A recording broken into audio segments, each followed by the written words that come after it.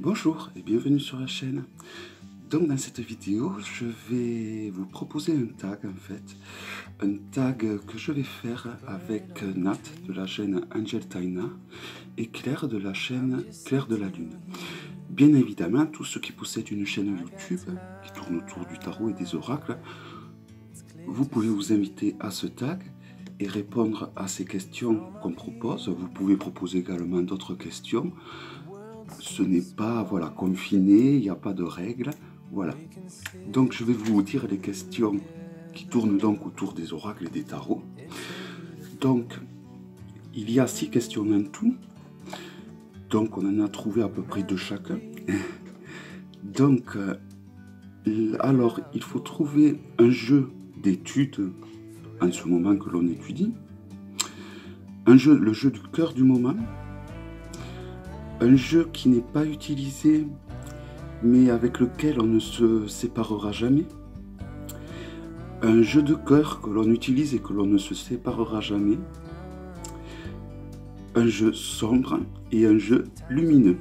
Voilà pour les 6 questions. Donc je me lance.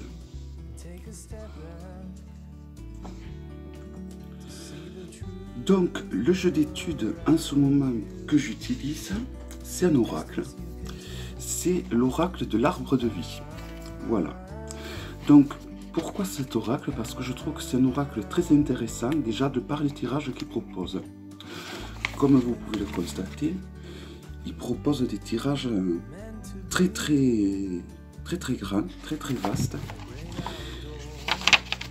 Et donc, qui est donc un tirage qui sert à communiquer soit à son guide ou à des défunts. Et donc là ça m'intéresse car ça me permet également, donc je vais pas parler que de l'oracle pour le coup, j'utilise donc cet oracle en association avec ma boule de cristal.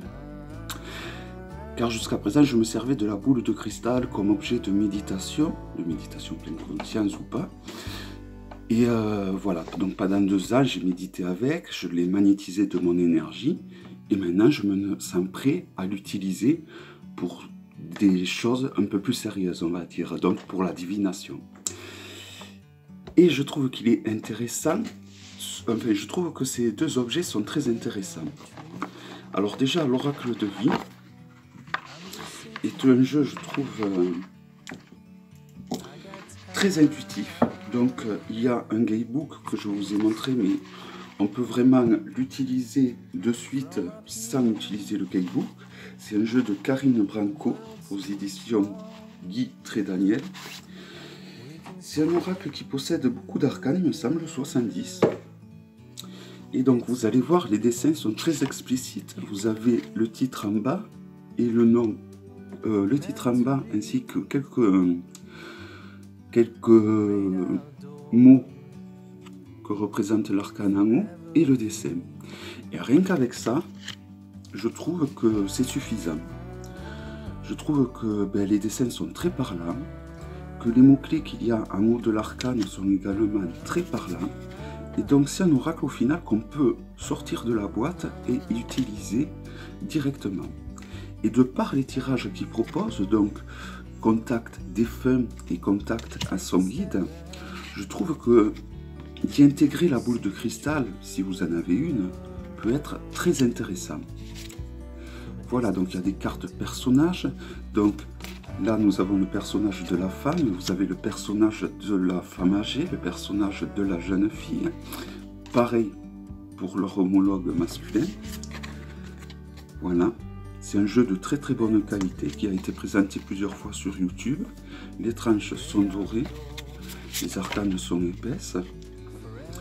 Et voilà, et donc j'étudie beaucoup en ce moment ce système donc d'oracle associé à cette magnifique boule de cristal de roche que j'ai. Ça va faire bientôt peut-être 2 ans, pas tout à fait 2 ans. Mais voilà, une boule de cristal, il faut l'apprivoiser, on ne peut pas l'utiliser de suite comme ça dans la divination, à moins que on soit sûr de soi, et voilà. Donc moi c'était pas le cas. Moi je manque beaucoup d'assurance à moi, et donc voilà, ça m'a... De toute façon je ferai une vidéo prochainement sur les boules de cristal, très prochainement. Voilà, je trouve donc que les dessins sont très très explicites. Et voilà, donc après, bon, c'est du travail. C'est-à-dire que pour travailler ce genre de tirage, donc tirage pour communiquer avec son guide ou avec des défunts, il faut le faire de façon assidue, de façon régulière, c'est-à-dire toujours aux mêmes heures, et accorder toujours à peu près le même temps, pour qu'on veut que ça marche. Ça, je m'en suis rendu compte à force de pratiquer, quoi. Voilà, je trouve que ces cartes sont vraiment très très parlantes. Donc là, vous avez les lucioles, qui me font penser à une certaine youtubeuse que j'embrasse très fort, elle se reconnaîtra. Le soleil. Voilà, vous voyez, les cartes sont vraiment très très parlantes, et c'est un oracle de 70 arcanes. Donc comme je dis, ce n'est pas le nombre d'arcanes qui fait la valeur de l'oracle, mais quand il y a autant d'arcanes, il faut reconnaître que ça laisse place à beaucoup de possibilités, surtout quand c'est des arcanes qui sont, on va dire, au premier abord simplistes, mais qui sont assez faciles au niveau de l'interprétation. Donc pour tous ceux qui veulent travailler leur intuition, je recommande vivement ce jeu, car il est top, vraiment top pour ça. Voilà, donc ça c'est les jeux que j'étudie donc en association avec la boule de cristal. Donc je m'accorde 3 jours par semaine, plutôt le soir, toujours aux mêmes heures à peu près. Et j'y travaille entre une demi-heure et 1 heure, tout dépend de ma fatigue ou pas. Voilà.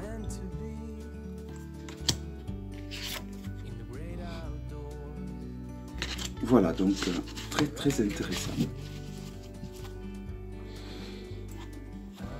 Donc c'est un jeu récent. Bon, bien sûr, en alternance, j'étudie toujours le tarot de Marseille. En ce moment, j'ai ressorti le Grimaud pour me recentrer, car quand on se perd un petit peu, on a des fois besoin de ressortir les premiers jeux avec lesquels on travaillait. Et donc, bon, en ce moment, je travaille également le Grimaud, le tarot de Marseille de Grimaud, donc que je ne vous présente pas et que tout le monde connaît. Alors ensuite, le jeu coup de cœur de ce mois-ci est un tarot de Ciro Marchetti. Alors Ciro Marchetti, que j'ai longtemps boycotté, il a créé un tarot où il a fait un petit peu... C'est un tarot que j'ai présenté il n'y a pas longtemps. Voilà, avec des tranches argentées, vraiment de l'argent en plus, très très vif. Voici le dos des cartes qui permet des tirages envers et endroit. Donc je vais vous présenter quelques arcanes. C'est l'un des rares tarots que j'utilise en mélangeant aussi bien les arcanes mineurs que les arcanes majeurs. Donc il a repris tous les jeux qu'il a créés, principalement les tarots, et il a sélectionné des images qui lui plaisaient pour les retravailler, leur donner cette espèce d'aspect vieilli qu'elles ont, et pour créer un jeu. Il en a un autre en préparation un petit peu avec le même procédé, donc je ne sais pas si je me le procurerai, car j'avoue que celui-là me comble tout à fait. Donc je trouvais que Ciro Marchetti faisait du beau boulot, mais j'accrochais pas trop vraiment à ses œuvres jusqu'à maintenant. Mais j'avoue que ce tarot, alors là, donc je l'ai découvert sur la chaîne Karine Just Be. Donc Karine, je t'embrasse très fort de m'avoir fait découvrir ce jeu, car ça m'a réconcilié donc avec Ciro Marchetti, et c'est vrai qu'en ce moment, je l'utilise beaucoup, comme tirage du jour, comme des fois en consultation. Voilà, c'est un jeu que j'utilise vraiment beaucoup. Et je trouve, voilà, qu'il a un côté un aspect un peu vieilli, qui le met vraiment en valeur, et qui donne vraiment aux cartes une belle image, tout simplement. Donc voilà, donc les jeux coup de cœur, ça dure le temps que ça dure, ça peut durer 1 mois, 2 mois, 3 mois, 1 semaine, je ne sais pas combien de temps ça va me durer, mais en ce moment, voilà, c'est le jeu que j'utilise beaucoup. Donc toujours en utilisant à côté évidemment un tarot de Marseille. Donc je l'ai reçu dans un pochon comme ceci. Voilà, pour ce qui est du jeu coup de cœur. Ensuite, le jeu que je n'utilise pas mais que je ne pourrai jamais me séparer, ben, c'est le tarot des grands peintres. Je l'utilisais au début que je l'ai eu, mais là ben, c'est vrai que ça fait depuis des années que je ne l'utilise plus. C'est le premier tarot que j'ai présenté lors de l'ouverture de ma chaîne. Donc c'est un tarot qu'on ne trouve pratiquement plus. Il y a quelques sites qui le proposent quand même. Donc il faut compter 200 €. Il a le contour doré. Il est livré dans une boîte en bois avec également un tapis pour faire les tirages qui est bien sûr un peu trop petit malheureusement. Et il donne également la possibilité de faire 2 tirages où on utilise la totalité des arcanes. Donc il faut beaucoup de place car vous voyez les cartes sont très grandes. Là par exemple pour vous montrer à côté d'une carte oracle, vous voyez il est immense. Donc les cartes sont vraiment d'une qualité exemplaire. Donc c'est un jeu qui a été fait à partir de tableaux qui n'ont pas été retouchés. Et donc je trouve que ce jeu, alors je pense que je le ressortirai un jour. À l'époque je faisais juste tirer une arcane à la personne et c'était soit l'objectif de la personne ou soit ce que vivait la personne en ce moment et qu'elle n'assumait pas forcément. Voilà, je me servais ce jeu pour ça. Et là c'est vrai que ça doit faire au moins 4 ou 5 ans que je ne l'utilise pas et je sais que c'est un jeu que je ne me séparerai jamais. Voilà, parce que c'est un collector, parce que c'est un jeu magnifique, parce que c'est un jeu où il y a des tableaux dessus. J'aime les jeux où il y a des tableaux dessus, d'autant plus que là c'est des tableaux qui n'ont pas été retouchés. Donc c'est des tableaux de grands peintres de renom. Et voilà, je trouve ce jeu vraiment magnifique. Donc il était sorti, il me semble, le jour de ma naissance, en 1978. Voilà. C'est vraiment un magnifique jeu que vous pouvez vraiment trouver. Bon, je pense qu'il est entre 160 et 200 €. Il me semble connaître un site qui le propose dans ces prix-là. Si vous voulez vous le procurer, je vous mettrai le lien. Vous me le demandez dans les commentaires et je vous mettrai le lien. Je ne suis pas sûr qu'il soit encore disponible. Après, sur les sites comme eBay, je sais que les prix là, ils montent au Prince Ministère, les prix vont monter dans les 300-400 €. Mais vraiment, c'est un jeu vraiment de toute beauté. Voilà, c'est un jeu, je sais que même si je ne l'utilise pas, voilà, je sais que je le garderai, pardon, toute ma vie auprès de moi. Donc après, un jeu que j'utilise de temps à autre, mais que je ne me séparerai jamais, qui est un jeu aussi, le jeu du cœur, tout simplement. Donc ben, je vais vous présenter un peu toujours le même, je suis désolé, mais il faut reconnaître que c'est celui-là qui m'a donné le goût du tarot, qui m'a fait plonger dans le tarot. C'est le tarot d'Oti, que m'a offert une amie, ma meilleure première amie, on va dire, ou seconde première amie, je sais plus. Donc Isabella, si tu vois cette vidéo, je te fais un bacino, petite roulette belle. Voilà, elle saura ce que ça veut dire aussi. Voilà, donc c'est un magnifique jeu qui a été refait par Laura Tuan, qui à la base avait été réédité par Inmelegel en version plus petite. Et donc Laura Tuan a sorti ce jeu en français.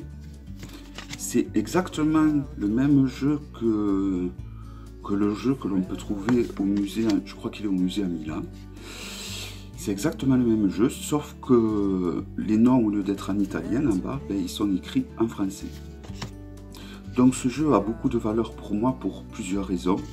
Parce que également la personne qui m'a initié au tarot utilise ce jeu comme son jeu de référence. Donc voilà, il y a plein de choses qui fait que ce jeu, je ne m'en séparerai jamais. Parce que c'est le jeu qui m'a donné l'amour du tarot. C'est le jeu qu'une amie fidèle m'a offert. C'est le jeu qu'utilise le maître qui m'a initié au tarot. Et c'est un jeu auquel je me suis énormément attaché et avec lequel j'ai beaucoup étudié le tarot pendant des années. Donc j'avais acheté d'autres exemplaires parce qu'il est sorti trois impressions de ce jeu. Donc la première qui est celle-ci, qui est la plus épaisse, qui est vendue dans un coffret tout noir. Il y en a une seconde qui est de qualité quand même bonne, qui est dans un coffret rouge. Et une très mauvaise qui est dans un coffret vert, je crois. Donc j'avais acheté deux autres versions dans le coffret rouge où j'écrivais comme Béline sur la signification des arcanes. Et voilà, en gardant précieusement celle-là, car ben, c'est la plus épaisse, la plus solide. Voilà. Donc c'est un jeu qui est cartonné. Voici le tarotage. Et donc on peut y écrire au-dessus, comme Béline a fait avec son tarot, avec un simple stylo, vu qu'il est cartonné. Et malgré ce que l'on pourrait penser, les jeux cartonnés sont très solides, mais ils nécessitent voilà, de l'entretien. Donc de temps en temps, soit on trouve de la poudre comme du talc qu'on trouve dans les commerces donc qui vendent des cartes, ou alors vous pouvez utiliser du talc qui marche très bien. Et alors le talc va déjà déposer une petite pellicule qui va protéger votre jeu. Et surtout, les cartes vont se mélanger très très bien une fois que vous l'aurez talqué. Voilà.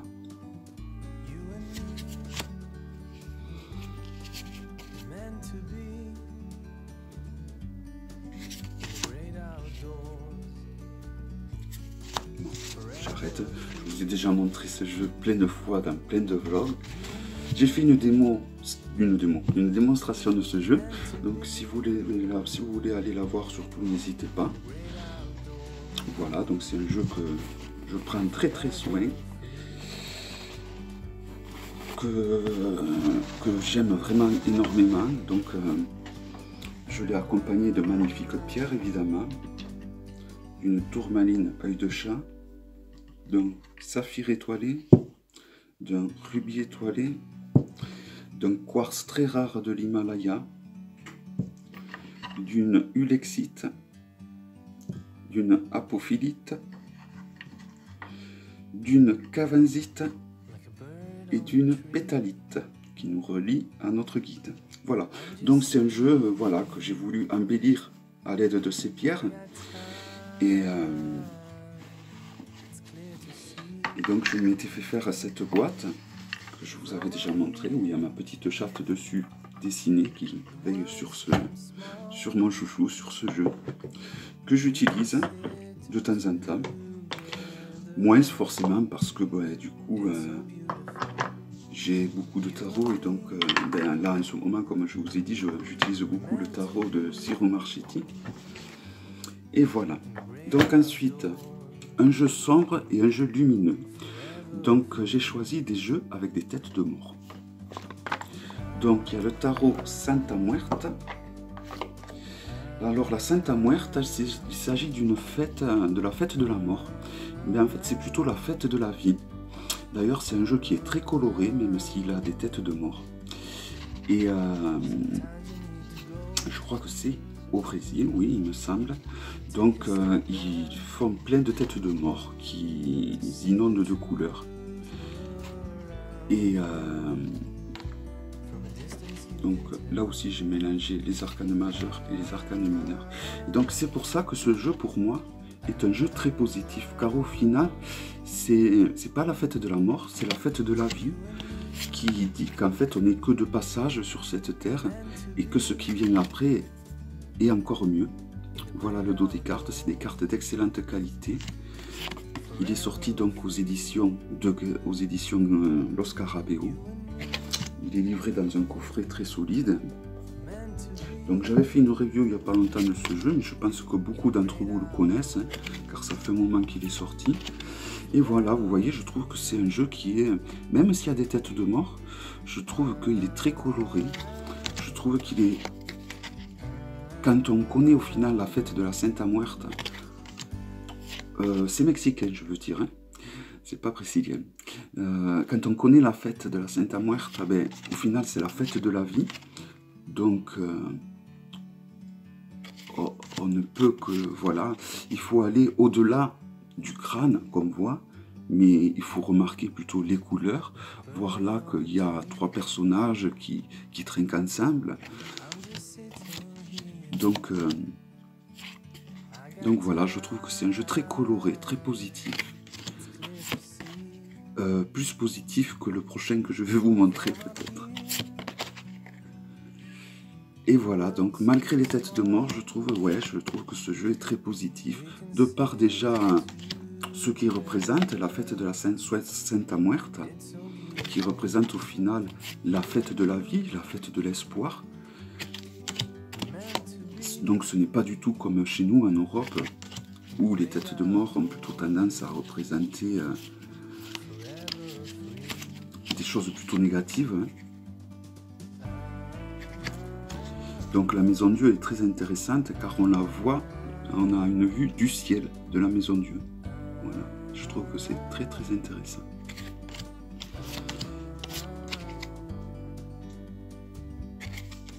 Donc la tempérance. Et l'autre jeu, donc le jeu, un jeu plus sombre, qui est également autour des têtes de mort, qui est un jeu de Taroko Studio. D'ailleurs, je ferai une vidéo prochainement, un vlog sur tous les jeux de Taroko Studio, parce que c'est une toute petite maison d'édition russe qui pond chaque fois de vraies pépites au niveau des jeux. Et j'en ai quand même pas mal qui viennent de chez eux. Et ils méritent quand même, voilà, que je fasse une vidéo de leur jeu. Donc je vais vous présenter déjà les arcanes majeurs. Donc là, voilà, il y a un côté un petit peu plus sombre. Donc les cartes sont vraiment d'excellente qualité. Voici le dos des cartes. Donc il ne permet pas vraiment un tirage envers endroit parce que là, vous voyez, c'est un petit peu rouge rosé et en bas, c'est noir. Voici la carte du fou.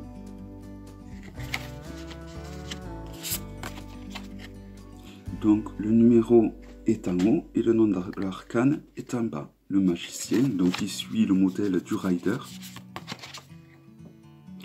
Donc voilà, ça c'est un jeu, je trouve, qui est un peu plus sombre. Mais du coup, je trouve que ces deux jeux se marient très bien ensemble. Donc les dessins, même s'ils sont sombres, même s'ils sont dark, restent quand même des dessins très jolis.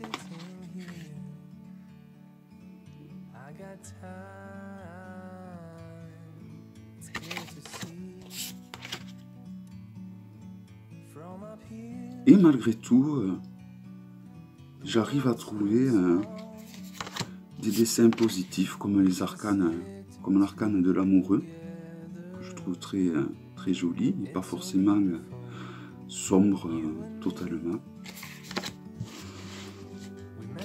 Donc après, le côté sombre, c'est le regard qu'on porte nous-mêmes à la chose. Si on a envie qu'elle soit lumineuse, ben, elle sera lumineuse. Bon, évidemment, si on ne part pas dans les extrêmes, forcément. Hein.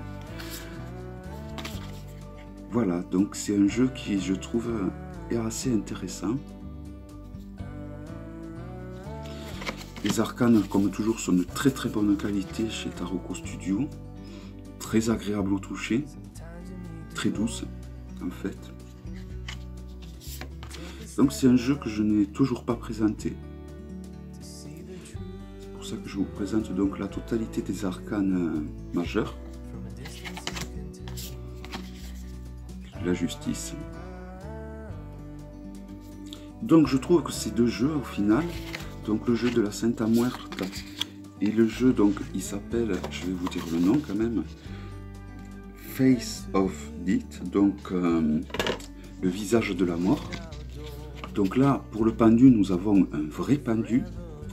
Donc pour le coup, ça peut changer la signification de l'arcane, mine de rien. Car il s'agit vraiment d'un vrai pendu, c'est pas pareil. Mais bon. Voilà, pour tous ceux qui connaissent le Rider ou le Marseille, ben, ça ne change pas. Vous l'interprétez comme vous avez l'habitude d'interpréter votre tarot. Vous pouvez vous laisser influencer par les émotions que va vous faire sortir et vous remuer les dessins en question. Voici l'arcane du diable.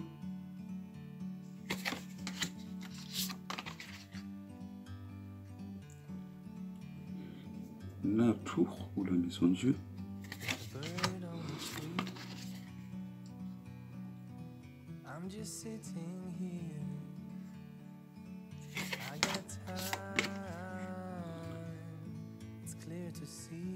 Donc je vais peut-être profiter de ce tag pour vous présenter au final ce jeu que je n'ai toujours pas présenté.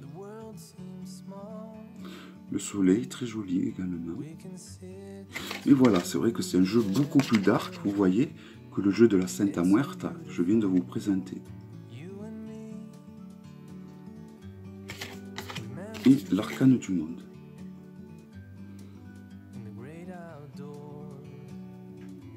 Donc le plus de ce jeu, et le moins pour certains, c'est que les arcanes mineurs, hormis les arcanes de cours, sont un peu proches du tarot de Marseille, c'est-à-dire qu'il n'y a pas forcément trop de dessins.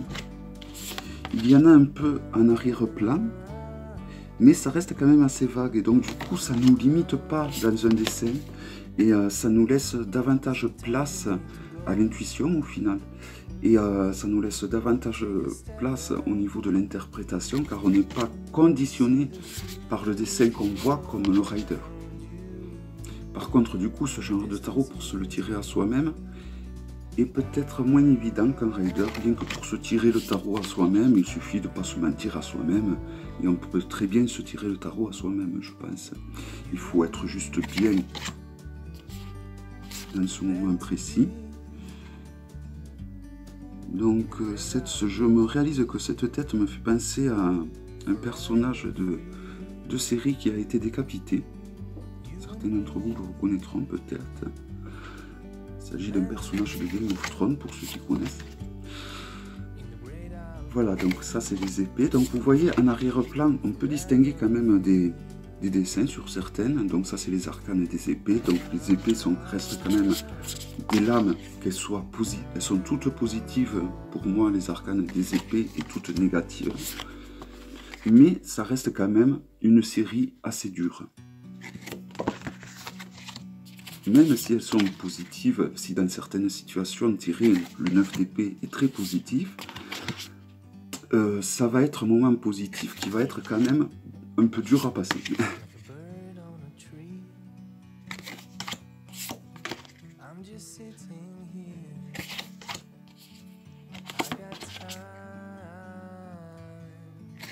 Là, on passe au bâton. Donc, je me suis un petit peu trompé. Il faudrait que je découvre un petit peu ce jeu en même temps que vous. Je l'ai regardé, mais vraiment vite fait. Donc, les arcanes mineurs restent quand même imagés. Il y a des dessins sur les arcanes mineurs. Il me semblait que c'était quand même des dessins un peu vagues, mais quand même, ils sont remplis de symbolismes qui peuvent nous mettre sur la voie.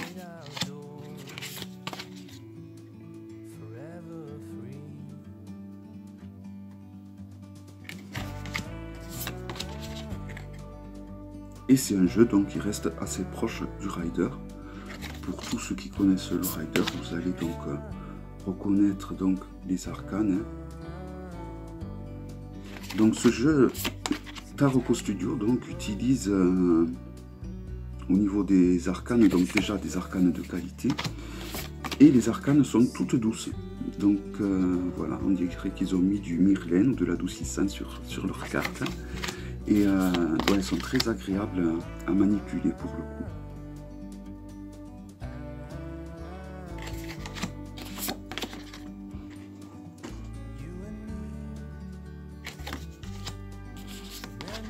La reine et le roi.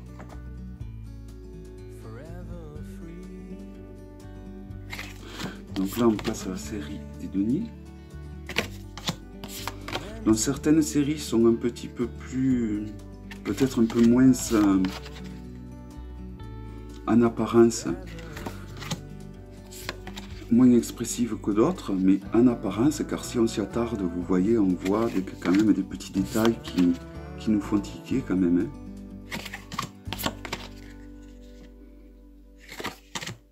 Là, vous voyez, il y a une balance.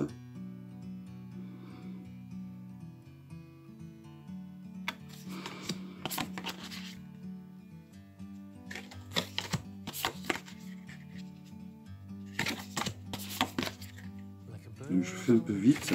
Mais bon, je tiens à vous montrer, c'est vrai, ce jeu, car je crois que personne ne l'a encore présenté sur YouTube. Et donc ça fait l'occasion de présenter ce jeu.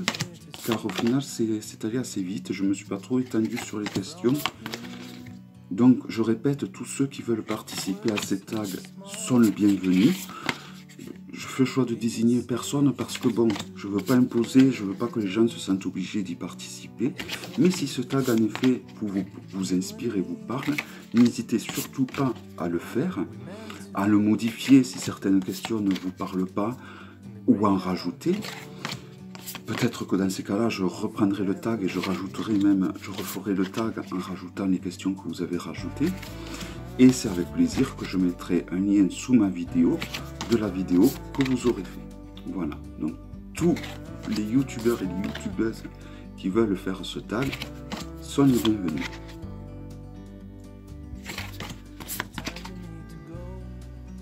Donc voilà, c'était le jeu des visages, le tarot du visage de la mort de Taroko Studio, donc une petite société, une petite maison d'édition russe. Donc je vais faire un vlog très prochainement, en plus du vlog que je dois faire sur la boule de cristal que je dis depuis longtemps. Voilà, donc j'étais très content de faire ce tag avec Claire et Nat, qui sont deux personnes qui me soutiennent depuis le début que j'ai ouvert cette chaîne. Et donc je les remercie énormément. Et donc à vous tous qui souhaitez faire ce tag, n'hésitez pas, vous êtes les bienvenus. Je vous redis les questions. Donc le jeu d'études du moment, le jeu de cœur du moment, le jeu que vous n'utilisez jamais mais que vous ne pouvez pas vous séparer, le jeu de cœur que vous utilisez de temps à autre et que vous ne vous séparerez jamais, un jeu d'ombre et un jeu de lumière. Voilà, donc j'espère que cette vidéo vous aura plu et donc je vous dis à bientôt pour une prochaine vidéo. Au revoir.